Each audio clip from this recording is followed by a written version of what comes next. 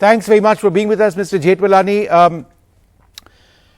A lot of people say, in fact, just about every editors guild in this country says that this is all being done to harass the media, the parts of the government, institutions of the government are being deliberately misused to push a political agenda. How would you respond to those points? Look,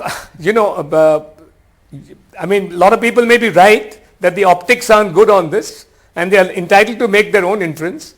But, I think it was a long time coming, and maybe this has been the trigger because BBC is a repeat offender.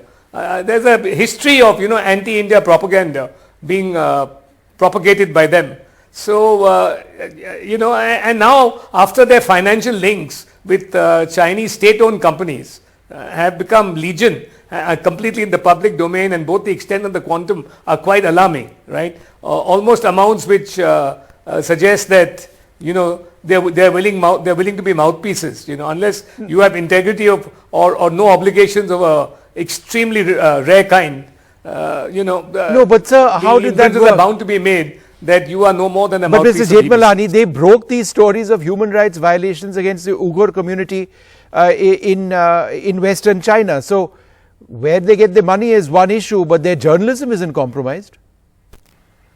Well, what I'm told, if you go into the some of the articles which I've attached to my tweets and which are there in the public domain, I'm not asking you to go into my tweets, but if you look at it, the parent organization of the BBC, right, is the one that dealt with the exposure, and with the exposure of the atrocities and the brainwashing and the mind control of the Uyghur community in Shangjing.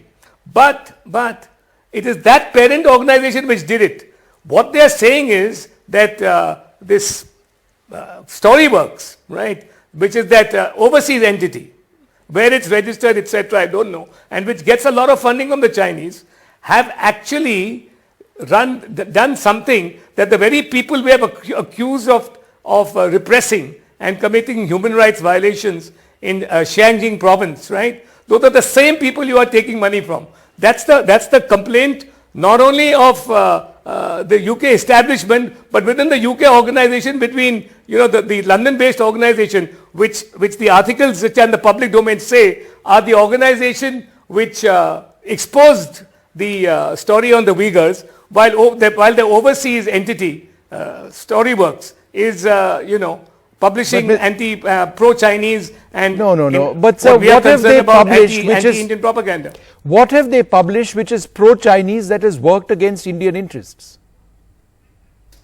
In the past, apart from denigrating Prime Minister Modi in the latest incident, that's the culmination, right? On the Gujarat riots, in spite of him getting a clean chit after a searching inquiry by our judiciary. It's also a slur on our judiciary that you do this when examination according to Indian laws and Indian evidence acts, right, have given a clean chit to Modi.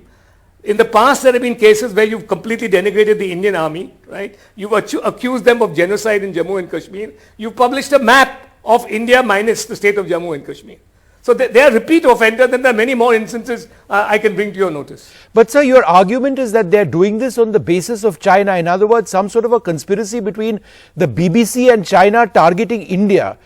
We are the world's largest democracy, Isn't it a bit far-fetched to make this association? No, I mean, the Sunday Guardian has written an article that has repeatedly been saying there's a Sino-Wahhabi axis that is very active against India. Right. It may sound far-fetched. Why is it far-fetched? I mean, are you saying that the Chinese are not capable of this kind of surveillance, this kind of spying, this kind of propaganda in the country? But do you seriously think that the BBC is doing this in collusion with the Chinese? Are they genuinely capable of doing this? No, but we are not that weak a nation. That's the extent of their money power. That's the extent of their money power and the astuteness of their surveillance and spying techniques. And they find fault lines in India. They find fault lines in the countries in which they want to create them. And they play on those fault lines. All divisions in those societies. Okay, sir, play on them. Now, I'm not saying that everything that happens in India, any fault line in India is inevitably Chinese originated. But a lot of it is. But the bottom line, sir, do you believe that agencies in our country are being used to teach the BBC a lesson? What are the optics over here? Vishnu, I want to correct you. I said some people may think that the optics are wrong. I don't, right? It's arguable it is, right? I'm not saying that they are not wrong in holding that view. That's up to them, right? I tend to think that an organization like this had its dues long coming, and the government of India now is conducting through the income tax department only nobody's been arrested. It's only a survey at the moment. All right. Now I would like to assume that legality. Other people may have a less charitable view about our investigating agencies. I would like to assume that the income tax department in this case is acting bona fide, unless somebody shows me, because that's a presumption in law, right? People may not like that presumption of law, but as a lawyer, there's a presumption in law that our agencies act according to the constitution and according to the law. So I would like to believe that they have material on the basis on which they have conducted this survey. If anybody has evidence to the contrary, barring the usual anti-agency rhetoric, right, I'm willing to hear it, and if credible, believe it. Sir, do you want the BBC personally out of India? I'm reserving judgment on that. I'm reserving saying anything on that. But if this gets murkier than it is, there may be a case for that.